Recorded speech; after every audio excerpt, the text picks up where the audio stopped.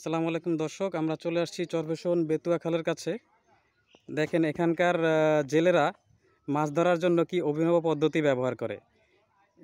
এই পদ্ধতিটা কিভাবে তারা ব্যবহার করে এই সম্পর্কে আমরা একজন জেলে ভাইয়ের কাছ থেকে জানার চেষ্টা করব। আসসালামু আলাইকুম।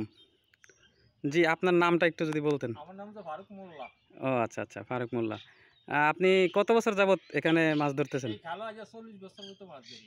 40 বছর মাছ ধরেন। আচ্ছা, এখানে যে এই যে পদ্ধতিটা ব্যবহার করেন আপনারা, এই যে এখানে ব্যবহার হচ্ছে, এটা মানে এই যে কিভাবে করে? এই এই সিস্টেমটা কি? বিন্দিটা এই জাল আনিয়া ধরে খুঁড়ি গাছছে, খুঁড়ি গাড়ার পরে এই বেড়া দিছে, বেড়া দেওয়ার জি, পরে আবার বিন্দি গাছছে। এই বিন্দির ভিতরে পত্তর আছে, পত্তরের ভিতরে মাছ আনলে এই দিকে না বাইরে তেরে না, জি, জি। ওই গোড়া তোরা টানে। আচ্ছা, আচ্ছা, এইগুলো বিন্দিয়া। আর আচ্ছা। আমরা এই জাঙ্গুরা জালটা চালাই, 7-10 মানুষে একটা জাগ বের দিই, জি, জাগ বের দিয়ে সবাই উড়াইয়া আবার এটার ভিতরে জাল হালাই, জি, জি। জাল হালাইয়া মাছ লইয়া বাজারে ভাড়ে বিক্রি করে। ও আচ্ছা, আচ্ছা। বুঝছেন? তা আপনি দীর্ঘ 40 বছর যাবত এই কাজ করতেছেন? এই কাজ করতে আছি। আচ্ছা। তো এই কাজ করে আপনি সন্তুষ্ট? যে এই কাজে আমি সন্তুষ্ট। আয় ইনকাম কিরকম হয়? মোটামুটি আল্লাহ পাক ভালো দেয়, 300 টাকা, 400 টাকা, 500 টাকা, মানে এটা হইলো আল্লাহ পাকে যা দেয় তা।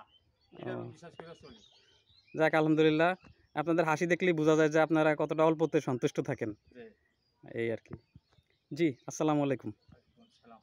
ধন্যবাদ আপনাকে।